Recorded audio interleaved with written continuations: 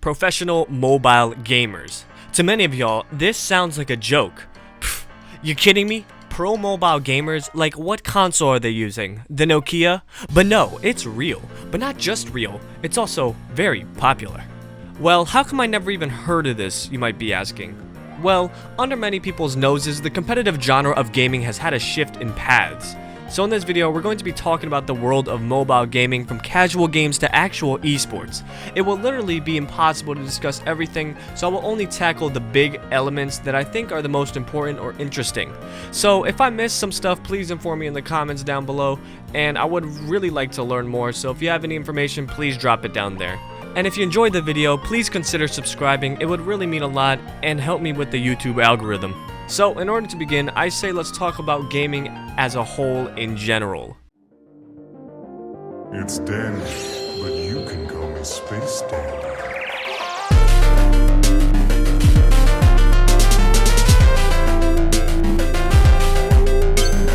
If you haven't already noticed, terms like esports and gamer have been some pretty popular terms recently. With the surge in competitive gaming and gaming in general, people find entertainment and especially competition in pretty much everything. With the whole COVID thing, people have obviously been staying inside more, and what else to do than play video games and jerk off. So yeah, video games have been absolutely booming since the past decade, and gaming has truly become a norm recently. Saying the term "I'm a gamer" is like saying "I'm a carpenter," if that carpenter played PS4. I didn't even know what you're saying, bro. Your mic is dog shit. I'm about to fart in my mic and keep talking, I swear, bro. Instead of being treated as a hobby, many do see this as an actual profession or career path. Like, if you were a professional smasher, or even dare I say, a Fortniter, I would think you're totally eligible to be called a gamer without being ridiculed. Nah, never mind. The Fortniters are kinda wacko.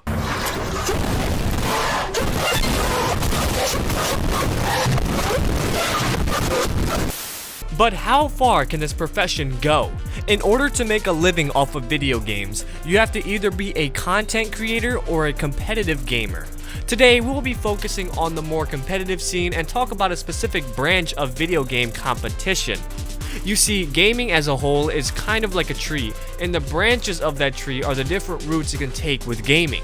Will you be a console cuck, a PC nerd, or even a board gamer? Well, I say screw all of those, because today we are talking about this one lonely branch here. And this branch is mobile gaming.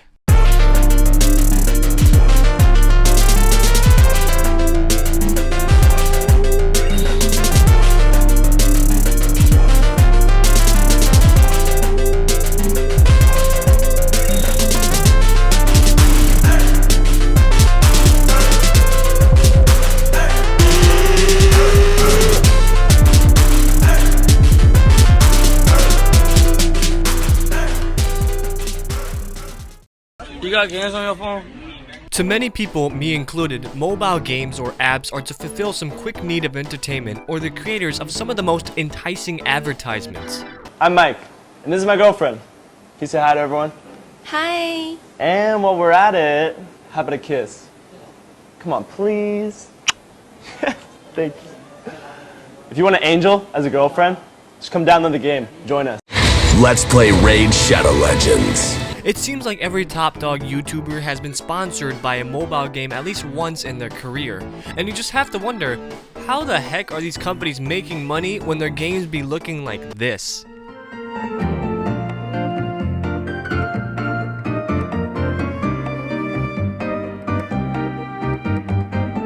Well, that's honestly a whole different anomaly. And another thing is that their commercials look nothing like their actual game. Here we got an innocent looking commercial for Lords Mobile, but let's take a look at their actual gameplay. Defense. The Roman foot soldier's main weapon is a fearsome sword called a gladius. It was used for stabbing and thrusting, rather than slashing. Actually, I retract everything I said. I can't even tell them apart. That gameplay looks so fun, it makes me want to kiss boys. But let's hop in to the DeLorean and go back into a year known as 1984. It was the beginning of the technological industry of today. Handheld phones were available but relatively expensive and was a modern luxury. The company, Haganuk Corporation, had their monthly meeting for their new phone model, the Haganuk MT2000.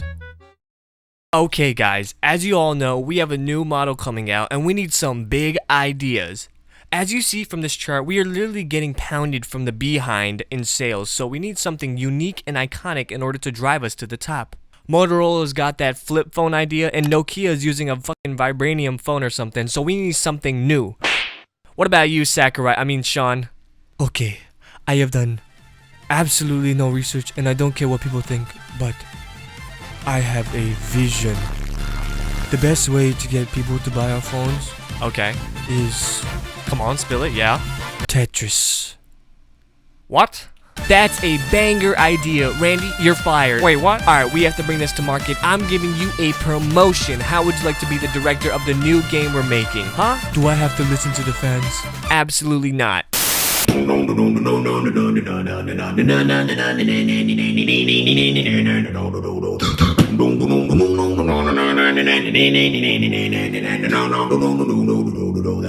So yeah, the Haganuk company was the first phone to come up with this brilliant idea. A mini Tetris being implemented into your phone was an easy form of stimulation that many phone companies after it decided to copy. After the addition of video games in phones started, every phone would have some sort of video game or app you could play on it. In 1997, Nokia launched the game Snake on its devices, and in 2002, Space Invaders became a game you could play on many devices. In 2003, Nokia released the N-Gage model that included a whole gaming system as a method to lure kids away from the then popular Game Boy. Girls can play this. Why can't it be called Game Boy Girl? In 2007, Apple released their first iPhone, and now the games have better quality and more color. It was starting to become difficult to see what was better, games on your phone or actual gaming consoles. And then the 2010s, the true golden age to the mobile gaming industry. So yeah, there have been a lot of mobile games out during that decade. The main ones that had the biggest impact, in my opinion, include Plants vs. Zombies, Angry Birds, Fruit Ninja, Clash of Clans, Fortnite, Subway Surfer, Doodle Monster Jump, Strike, Boom, My Singing Angry Birds Monster, 2, Gardenscape, Cut the Rope, Mario Kart Peggle, Tour, and most importantly, my favorite one of them all, Magikarp Jump. And I'm already sick of listing it, but you get the gist. There is a ton. This was literally the decade for mobile games, and it seems like it's forgotten. It's completely over now because people have obviously switched away from mobile games and turned to more consoles, more PCs, but it's crazy to see how many mobile games there actually was. So yeah, it's actually at a low for interest in mobile games, at least for the casuals. For the sweaty try-hard nerds, this is a place for competition, a place to make money. This is professional mobile gaming.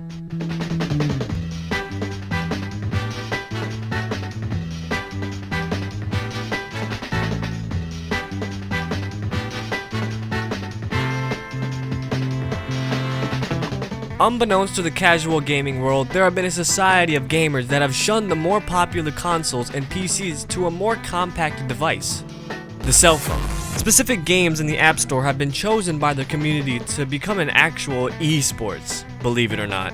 There will be many tournaments, competitions, teams, prize pools, everything that a regular gaming tournament would have, except one change: their console. Although, not all apps are to be played competitively though. Look at this scale that I have found that roughly illustrates gamer games versus grandma games. And this will be the basis for our topics, okay? On the left, you got the real casual games, the games you play while you're waiting in the doctor's office and never play again. They have a lot more RNG, to the point where you think it's rigged. Then you got your mid-core games. These types of games are the most fun and include a skill element, but still a little bit of RNG, but it has a lot of color and it's really enjoyable to play. They usually have skill-based matchmaking, but aren't over the top to the point where they're just pay to win. Then you got your hardcore games, where they're just borderline PC games. Okay, so now let's actually talk about the world of mobile gaming, and to start, let's start from the start. Let's go into casual mobile games.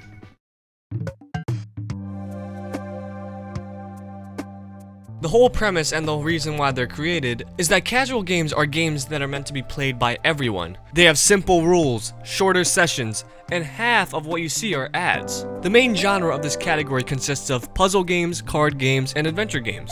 and many more obviously. This category also includes pretty much every single Apple Arcade game. This category also has the most memorable mobile games like Fruit Ninja, Temple Run, Subway Surfer, but the top dog and the most influential one is Candy Crush. Delicious. A game released by King on April 12, 2012. It was considered one of the most successful mobile games, making around $1 million per day at its prime. This game truly was the template for all mobile games after it.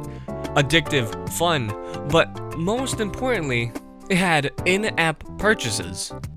You see, in Candy Crush, you were able to recover your lives when you lost by using your mom's credit card. Now, it is literally impossible to have a mobile game that doesn't include in-app purchases. Because most of these games are free to play, the only way they get funding is through ads and in-app purchases. These games have the highest player base ranging from all different ages. Sadly, these companies and games seem to be stuck. They can't venture out the App Store. Most of these games stay as mobile games without being experimented with, except for like Angry Birds and Plants vs. Zombies. But this is why I think this contributes to a suspicion that these mobile games are falling out of relevancy. There have not been many mobile games that have gotten the popular media's attention recently. The most recent one I could think of is probably Among Us. But technically that was released back in 2018, so yeah. Oh, and maybe Easy Speezy's entire YouTube channel, but other than that, nothing. Overall, casual mobile gaming is trash! Anyway, that's probably it for the casual games. None of these games have a competitive scene at all and are just mainly played as a distraction while waiting for something. A simple game needs a simple synopsis. And now we go deeper into the whole of mobile gaming, with mobile esports. The first ever dedicated mobile esports is a game that we all probably know and love. Turbo Racing League. Turbo Racing League is a racing game where the objective is to collect tomatoes and obviously win the race. There is so little information on this game, so I'm only around 90% sure on everything that I'm saying, so take that into account. Anyways, as you can tell from the gameplay, this game was a promotion for the movie Turbo that was made in the same year. Not only that, but the game is just as trash as the movie. But anyways, this game does have a very fascinating story tied with it. The story of this esports scene goes something like this. DreamWorks wanted to promote their new movie that featured Ryan Reynolds, but Snail, to a wider audience. And in order to do that, they asked the help of Verizon to sponsor $1 million esports circuit for the game. Yeah, $1 million. Imagine saying you won $1 million from a mobile esports, and then saying it was Turbo Racing League. But anyways, this circuit was known as the Turbo Racing League World Championships by many, and I couldn't seem to find any footage of this, but here are the rankings. Third place, we got Jeff Darrenberger. Second place, we got Randy Fohl. Sorry if I mispronounced that. And at first, we got Turbo himself, Brian Dragoto, winning a grand total of $250,000 and becoming the first ever winner of a mobile esports competition. But honestly, I don't know a more prestigious award than that.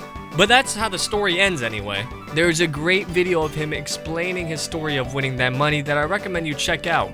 And the moral of this esports story, said by writer Derek Murphy, shows the true meaning of Brian's victory. Moral of the story, keep your eye out on the Google Play Store the next time DreamWorks Animation releases a new movie. And start playing games instead of looking for a summer job. Thank you. Well said, but I say we put on our big boy pants and talk about a much better game. A game that brought mobile esports to the light. This is Clash Royale.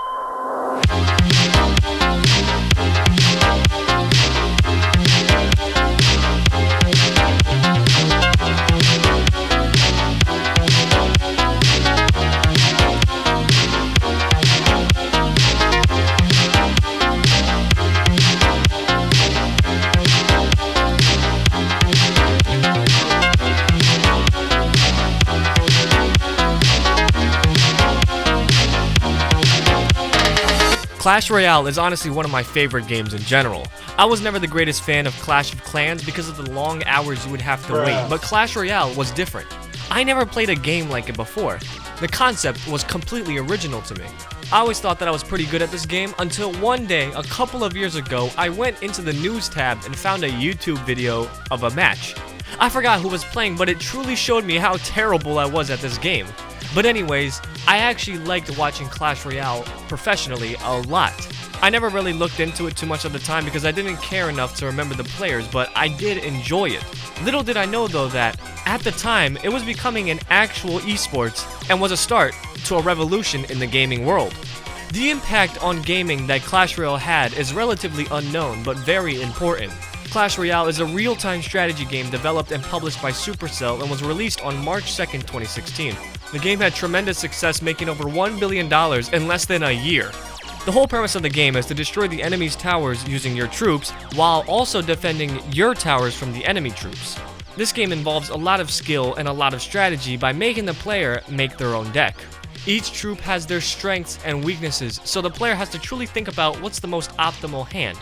This game did not just reach financial success, but gaming success as a whole. You see, this was one of, if not the first mobile game to become an official esports. The Turbo Racing League was the first ever competition, but Clash Royale is said to be the first game to have tournaments yearly with a big budget and a large audience. I mean, look at this stage. This effort and care was all for a mobile game competition. A competition where you play on your phone. Weird, right? But anyways, the first competition was in this stadium in London, 2017, on Sunday, December 3rd. It was called the Crown Championship Global Series. Now, these weren't people that were famous or anything that were invited. In order to compete, you had to qualify through the 20-win challenge, which was an in-game event where you had to achieve 20 wins without getting more than 3 losses. Another way to enter was by doing well in the global tournament in-game. For those that got either the 20 wins or the global tournament wins, then they would move on to step 2, the Combine. The Combined Qualifier were live events where the players would compete in a tournament and many esports teams would scout the best players to represent them for the big championship. The top 16 players who passed this would then be eligible to compete in the World Finals. The rules of the World Finals were simple. 1v1s, best out of 3, and the final would be best out of 5. The catch is, each player can ban a card for their entire match, making their opponent not eligible to use that card. Those were the rules, and here are the rankings. These 8 competitors each won $7,500. The quarterfinalists each won $15,000. The semifinalists each won $27,500. And now it is the finals. The competitors, Music Master representing America, and Sergio Ramos representing Mexico. First game, Music Maker takes it. Second game, Sergio Ramos takes the dub. And third game, Sergio Ramos. And now, it's game 4. If Sergio Ramos wins, he will become our champion. And if Music Master wins, we will have a game 5. Let's take a look. And the victory, Sergio Ramos from Mexico is going to be your first. And Music Master takes the dub. Just kidding. And Sergio Ramos snatches the victory royale. That's pretty anticlimactic, actually. The first ever Clash Royale Crown Championship Global Series World Final winner is Sergio Ramos, winning $150,000, with Music Master taking second with $75,000. After the success of a tournament, they decided to do this annually and make it a tradition. They changed the name to Clash Royale League, or CRL, instead of Crown Championship, and the qualifications were changed for the 2018, 19, and 20 competitions. The steps goes as followed. Stage 1 and 2 stay the same, but the addition of Stage 3 and 4 was added to make the qualifying a little more difficult. In Step 3, the different esports teams bring their best players to compete in the 9-week CRL competition. 2 teams will battle in 1v1, 2v2, and King of the Hill, and the winner of 2 of the 3 sets would move on. The World Final was pretty much the same, but was performed all throughout the world through the 3 years. Here are the rankings for the 3 competitions. As you can see, there is a load of countries and regions that decided to compete in these competitions. There is a ranking leaderboard that is pretty interesting, with Sergio Ramos on top obviously, but it is still pretty difficult to tell who is the best. Anyways, they are doing a different format in 2021, but what I'm trying to say is that the scene is constantly changing. The mobile gaming scene just started and is always evolving, getting more popular and serious. In 2021, the CRL already started in January, so it's a little too late to sign up now, but I would love to see this community grow even larger because this is still one of my favorite games and it's very enjoyable to watch. But anyways, Clash Royale is really the only mid-core game that had an impact in the world of esports. Clash of Clans and Brawl Stars also has a competitive scene, but Clash of Clans is pretty small in my opinion, and Brawl Stars is relatively new. So I say let's just get on to the last category. This is for the serious gamers, bruh. Welcome to the land of hardcore mobile gaming. Hardcore is a term that doesn't just refer to your favorite type of Pilates, but it is instead the home of sweaty Samsung sauce gods, and it's a place for no playing around. This is a realm with serious money and serious skill. There is no real difference between mobile esports and regular esports, especially when talking about the hardcore games. Many of these games are high quality, realistic, and very strategic mobile games. Today we're going to be talking about the biggest hardcore mobile game and the biggest mobile esports in general, PUBG, or PlayerUnknown's Battleground. Everyone knows this game as one of the predecessors of the now popular Battle Royale genre, and the creator of the Fortnite Zoomers. Now this game is known as being on a steady decline, and to many, this game is dead. Or is it?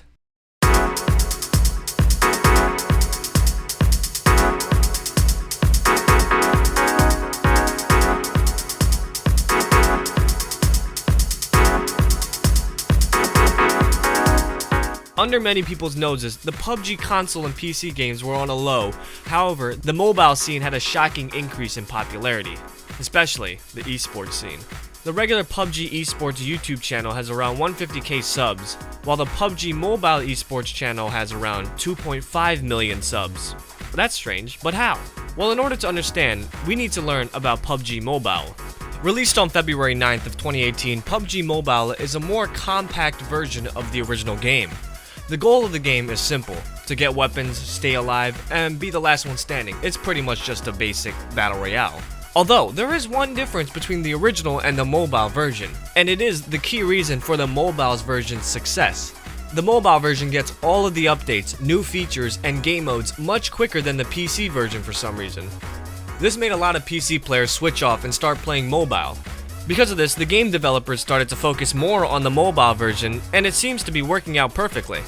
Fortnite clearly is the top dog when it comes to Battle Royale on PC. But on mobile? Ha! PUBG has got that on lock. And it seems to just be growing in popularity. In the shadows, PUBG has been responsible for some of the biggest mobile esports tournaments ever, and some of the biggest esports tournaments in general. Millions of dollars have been awarded to players, and the number is just increasing. In 2021, they are planning to have a total prize pool of around $14 million. $14 million for a mobile game. Just think about that and the sheer amount of money they're spending. That would be in the top 10 biggest prize pools in esports history, right behind Fortnite's 2019 Cup. Sadly, not everyone can enter. You must be in an esports team or make one yourself, but when you are in one, there are 4 tiers for entry to compete for the grand prize. First, the Campus Championship, then the PUBG Mobile Club Open or Pro League, which operates at the country level. The next step will be the Regional Pro and World League, then finally the PUBG World Championship. Some of the top players include Paraboy, BTR, Luxy, and Suck. This mobile game is truly treated as a normal esports, so you can't really call this a casual game anymore. The impact that PUBG Mobile had was truly just inspirational for the gaming community. Because of PUBG's mobile success, I wouldn't be surprised to see more people joining the mobile esports community and more games being legitimate esports. I know I haven't really talked about the whole competitive scene as a whole, but I mainly just wanted to talk about this section just to show you how serious these mobile games are being taken. $14 million is no joke. That's a huge amount of money. And just to think that it's PUBG Mobile is just insane. Hardcore mobile games are some of the most competitive games out there. Other games in this category include Arena of Valor, Free Fire, Call of Duty Mobile, and a ton of others. Fortnite is even a key figure. With the integration of mobile and all consoles being able to compete with each other, they make mobile feel not different from anybody else. A mobile player even qualified and performed in the big annual Fortnite tournament. Imagine getting smoked by an iPad gamer, bro. In the future, this highly competitive side of mobile gaming might be just as big or even bigger than the normal esports scene with all the insane players and money that's being thrown in. But for now, it lies in the shadows, waiting to find its spotlight. But yeah, the world of mobile esports is relatively new, but ever expanding, gaining more traction and more popularity. In my expert opinion, I think the mobile gaming world would be just as big as the regular console or even the PC world with enough time. If we get another big hit like Pokemon Go or anything of that sort, I think the idea of mobile gaming will be brought to the more popular culture. With the more advanced versions of phones and iPads, I don't see it to be outlandish, honestly. I mean, the modern iPads now run 120 FPS and 1080, which is better than PS4, Xbox, and Nintendo Switch. In this video, we only grazed upon the iceberg's tip of the world of mobile gaming. There are countless other games that I haven't mentioned that have probably made it into the world of competitive gaming. The mobile gaming scene is very vast, with so many games being competitive now. Since 2019, the mobile gaming scene has been doing decently well. Look at this chart. These are the highest hours watched and the biggest total prize pools ranked out of all mobile esports up to date. In 2021, most of these games are getting a higher prize pool and the audience is just increasing. I honestly love how these more uncommon and smaller games are getting even a little bit of spotlight and being competed to see who really is the best. Clash Royale is honestly my favorite mobile game, and seeing these professionals compete just makes me want to get better. I mean, you really gotta give these players credit though. Anyone who played a shooter game on mobile knows how freaking hard it is to play. Like using your fingers to play and stuff, getting borderline carpal tunnel. Especially with my big hands, I always accidentally swipe at random buttons with my hand meat. So when you really look at these pro players, the way they control their hands and fingers is nothing shy of impressive. And for the non-shooter games, the amount of in-game knowledge and strategy that's put in is insane. If the amount of information they had in their head was in a book, it would probably be longer than the Webster's dictionary, and the strategies put in is a hair sharper than the US military's invasion plans. They're fine-tuning their skills like a blacksmith perfecting their work. So don't be trying to mess around with no mobile gamer. You'll regret it. So yeah, for mobile esports in general, I think most people believe mobile gaming is either a joke or just a way to kill time. But no, this is a legitimate career path. Making money from playing mobile games is not weird anymore. In all honesty and by all definitions, they are the same as regular gamers and regular esports.